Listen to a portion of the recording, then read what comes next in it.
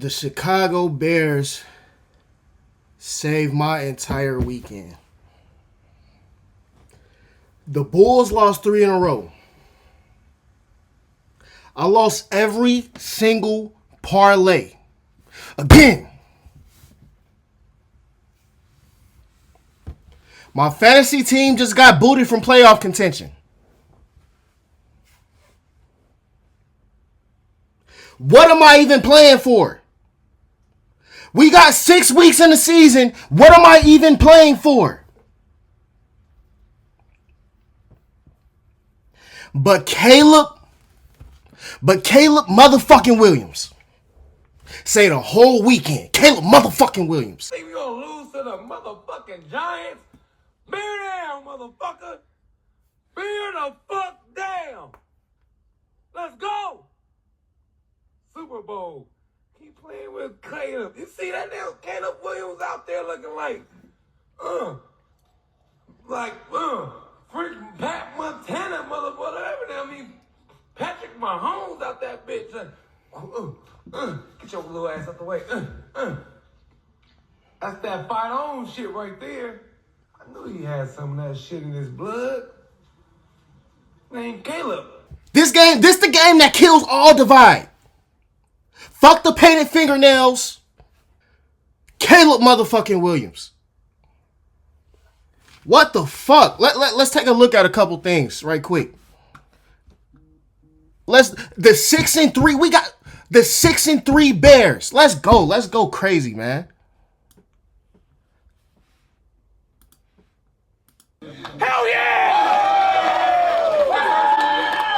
Man, I tell you what, I feel like I'm on repeat each and every week right now. I mean, I got nothing new to say to you guys. Did you even waver for a second? You knew exactly we had them right where we wanted them. Gosh, man. Goodness gracious. Hell of a job. Took all 60 minutes. Golly, and you felt it, man. Shank punt. You capitalized. Bro, look at Kevin Ward in the back. Look at Kevin Ward in the back. Check this out. You capitalized.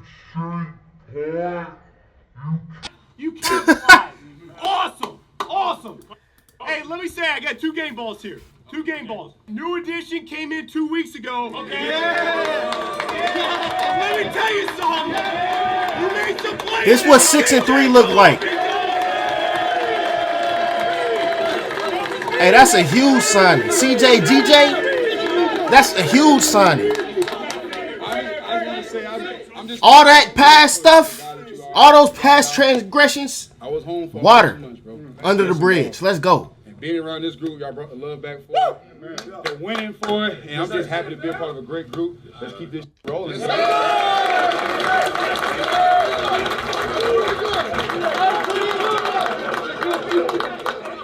Man, let me tell you. Hey, I love seeing Kevin Warren hype back there. He's got ice in his veins now.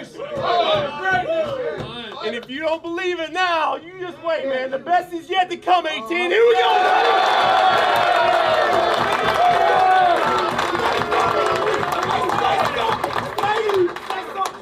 This goes to everybody in here. It's not just me. I mean, offensive line, hell of a game. You know what I mean? Yes, I took that 1 sack in the beginning, but hell of a game to y'all, keeping us going. The energy, the effort on the sideline. Between the offense, obviously I'm not able to be on the sideline with y'all defense, but the energy, the consistency that, like Coach said, not to waver. Hey, shouts out to Caleb Williams being humble. First off, a lot of people thought he was a diva coming out of college into the NFL. There was questions about if he's a diva or not. He gets the game ball and gives all the credit to the team, knowing damn well this was his game. Caleb fucking went crazy. He don't need to be humble right now. But watch him. And y'all did the same on defense. They scored or whatever happened. When it came down to it, we needed each other. We always come through every single time. Bring it on in, gentlemen! Come on. Good, better, bad! Never let it rest! Good gets better! You better get better! Bears on 3, 1, 2, 3, bang!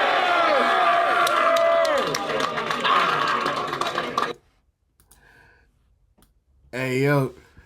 good, better, best, low key should be mandatory, and it should replace the national anthem in the public schools of Chicago. Ben Johnson and Caleb Williams right now are single-handedly dropping the crime rates in Chicago by themselves.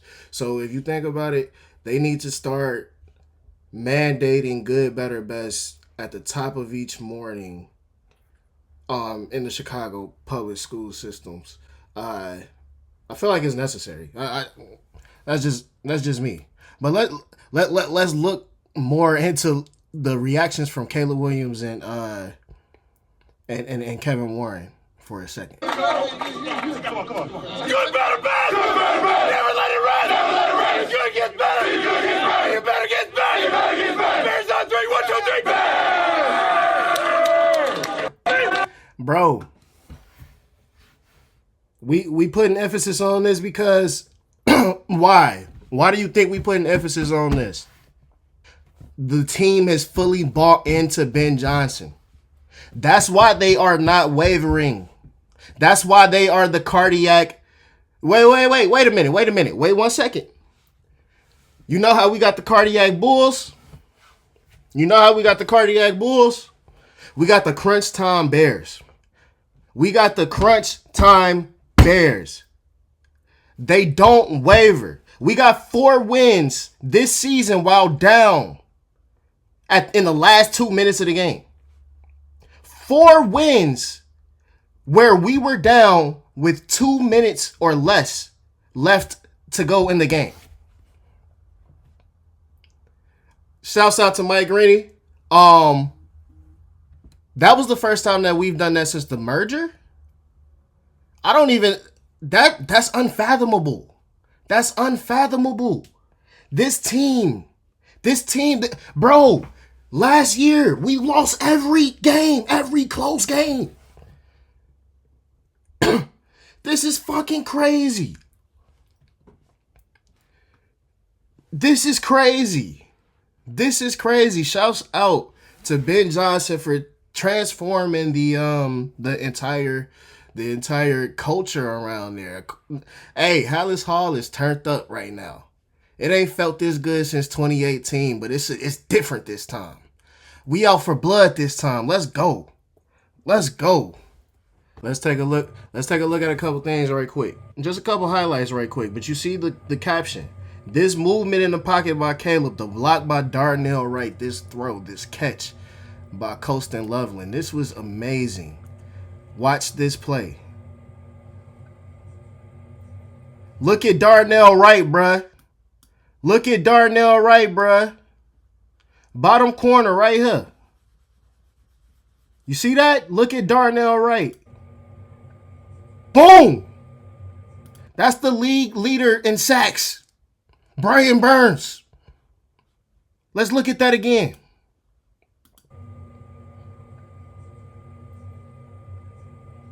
Oh, yeah. And then watch Caleb. Up here. Up top. Boom. Hold on. That looked like somebody we used to have. Woo!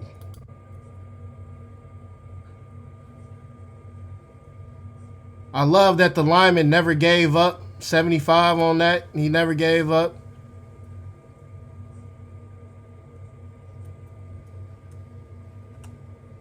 But then look at this catch. Watch this catch. Oh my God. Colston Loveland. Are you serious? On a day where we had like 10 drops? Colston Loveland, are you serious? Bro, you could have just dropped that ball. Colston Loveland could have dropped that ball and the coach would have been like, the whole team had way worse drops than that. Colston Loveland. Boom! Bro, why is this important? Those are 3 top 10 picks by Ryan Poles. Those are 3 top 10 picks.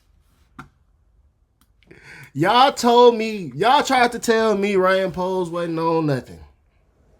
Y'all tried to tell me that Ryan Poles was a bum. He be swinging and missing. But what did we just see there? Just let me know. I just answer me that. Just answer me that. That's 3 top 10 picks contributing immediately. Way to go, Ryan Poles. Way to go, Ryan Poles. Shouts out. So, what did the game come down to? For me, the first half we stopped the run. The second half we didn't. I mean, if you watch the game, the whole first half was it Tyrone Tracy and Devin Singletary wasn't on nothing. Nothing. Everything was met at the line of scrimmage. We were way more physical on the defensive front. Just getting out there, getting to the ball. I don't even think they had more than 10 yards on the ground in the first half, or at least the first quarter and a half, you know. But then that second half, when they came out, I don't know what happened. They flipped the switch. The Giants were just way more physical. Jackson Dart was taking off on us. They were just controlling the tempo of the game a whole lot better. The Giants, that is, which kudos to them. Shouts out to CJ doing something about that. Forcing that fumble because we really needed that. Because they were about to go score again.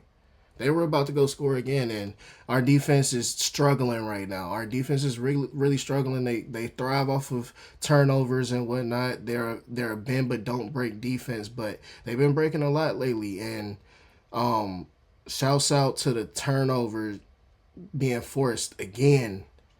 Finally, like, we ain't had none in a few weeks, so CJ turned up with that one. We had a lot of drops. You already heard me say it earlier. We had on a day we had 10 drops. Fucking crazy, bro. Can't nobody catch on the team. And what was ironic, I'm looking at some of these notes that I took during the game.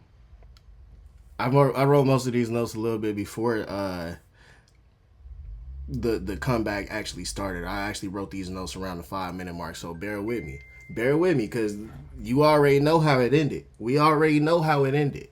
But this is some of the things that I was taking in. And it was ironic because I had jotted down that we had a lot of drops on offense. DJ Moore and Zacchaeus Olamide, bro. Oh my gosh.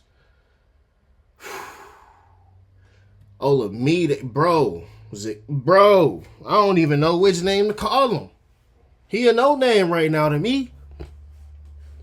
He don't need to get thrown the ball no more. Actually, there's actually a tweet that shows you that he does not need to get thrown the ball anymore. Hold on. Even Caleb believes it. But check it out. Check it out. This one right here.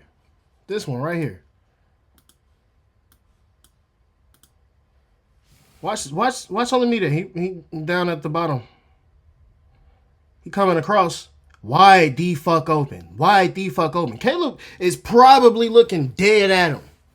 But what does Caleb decide to do? No, you don't get the ball no more. You don't get the ball no more. What do you mean? Bruh? Because of stuff like this right here. Offensive line that wasn't very this is good. why he don't get the ball. Skins the field on second down, pressured by Thibodeau, throws on the run. Here's the kick. The strength of Caleb Williams' game, accuracy.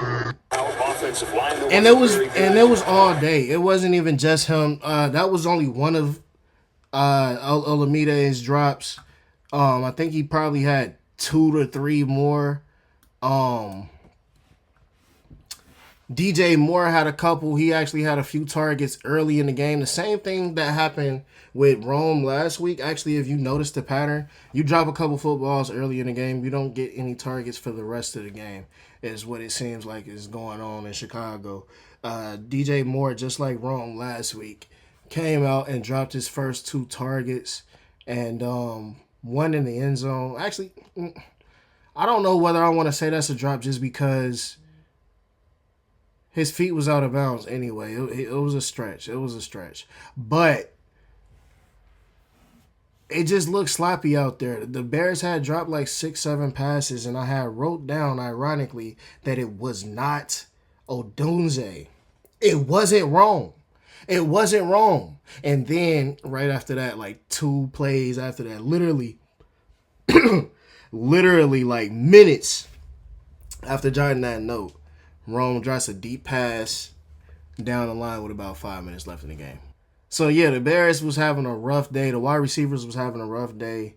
And you can make things worse by going overboard on some of this stuff, and that's not the intent. All those guys, they want to catch the football when it comes their way, and we acknowledge the fact that, hey, there's a few of those that we could have hauled in. We need to do that. Turn the page. Let's keep it moving. And so we're gonna be just fine. Caleb wasn't really getting a lot of help from the offensive line either, just to, be frank about it. Darnell Wright had a couple good plays and whatnot, but Caleb had to avoid a lot of sacks. Caleb was looking like Houdini out there. I actually have a tweet. First, just look at this Darnell Wright shit again, bro. This was just crazy. A way clearer look at our top 3 picks. Man. Wow. 3 top 10 picks, bro. That's our future. But look at Caleb Houdini Williams. Look at Houdini.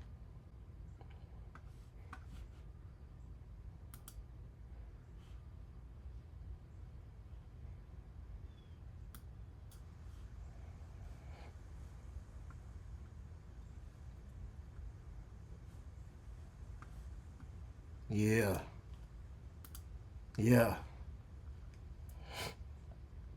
Hey, just avoiding everything.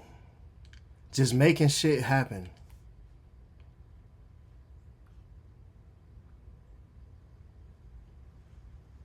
Just making shit happen. It's just fascinating to watch it. You just gotta watch the whole thing.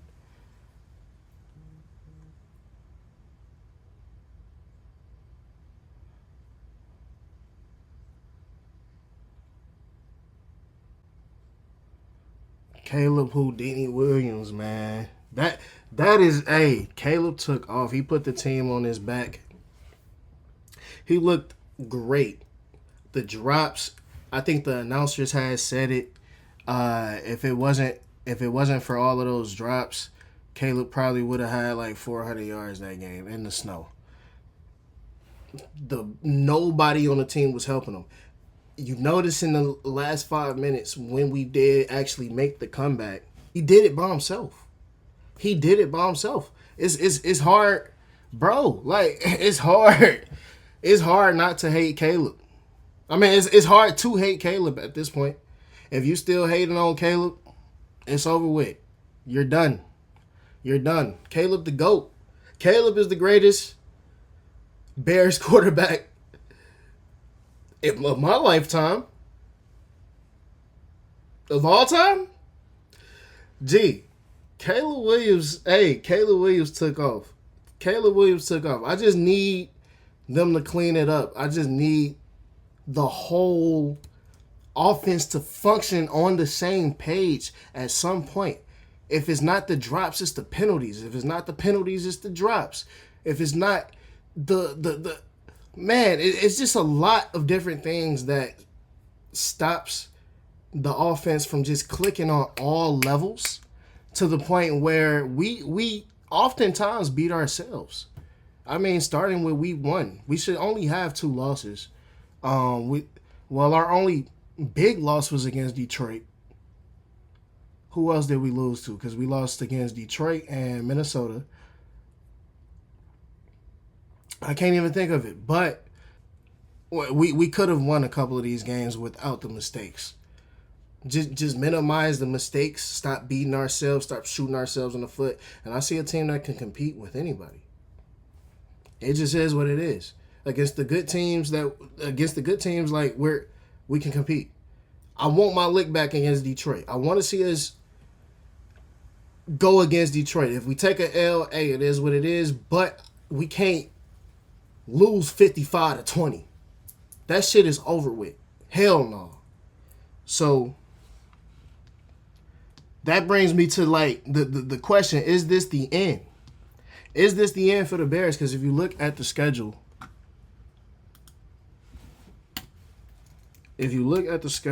who we got?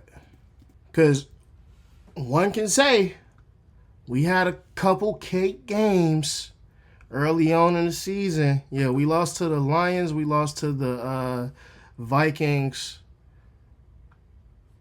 I was at this game. Let's go. Who else we lose to? Oh, the Ravens. Yeah. We could have won that game. The score doesn't say so, but we could have won the Ravens game. I mean, that was bullshit. The DeAndre Hopkins call, or no call per se. That was a blatant face mask that could have got us off the field and into position to go win that game. And then there was a couple mishaps that we, again, shot ourselves in the foot during that game, but I can't really recollect right now. But when I'm thinking about it, we definitely had a few easy games. One can say that all of our wins was against bad teams. One can say that at the end of the day. But in my opinion, in my humble opinion, I don't think there's any real good teams. To be completely honest, it's a lot of parity in the NFL right now. They're doing a good job with parity, I guess. That's the only word I can think of for it. But I'm looking at it, I think we beat the Vikings. We got them this weekend. Ooh. I thought for some reason we had the Steelers, but we got the Vikings this weekend. Okay. I think we beat Minnesota. That'll be, I want my lick back against them too. I think we beat the Vikings. Well, I think we can beat the Steelers, but for some reason Mike Tomlin always figures out a way to win games. He has to have a winning record. What's the Steelers' record right now? Steelers 5-4. See, they be figuring things out. They be figuring things out, but I think we can beat the Steelers. That'll be a test for us. The Eagles. I think we actually can beat the Eagles.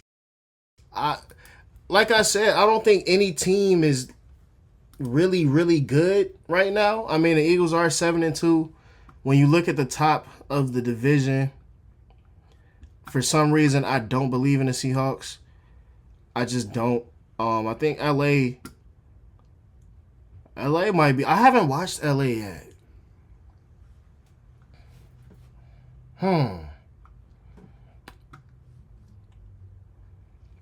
Yeah, that's tough.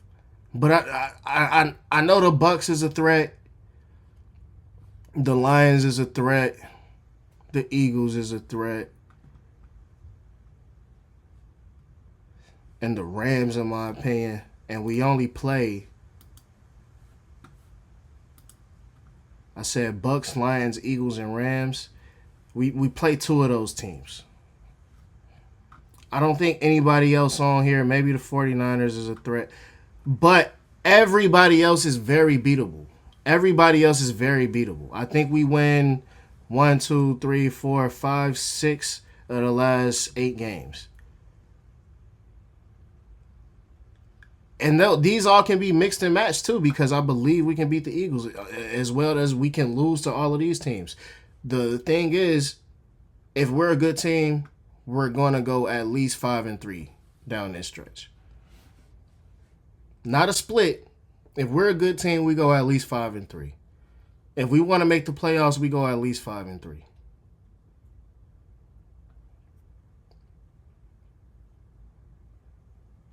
So, no, I don't think it's the end for the Bears. I do think that we are contenders.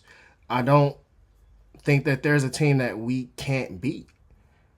I don't think there's a team that we can't beat.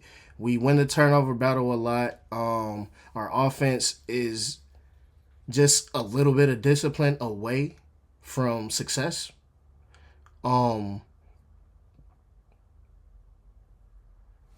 Go Bears. Fuck you mean? Go Bears. So that's all I got for you.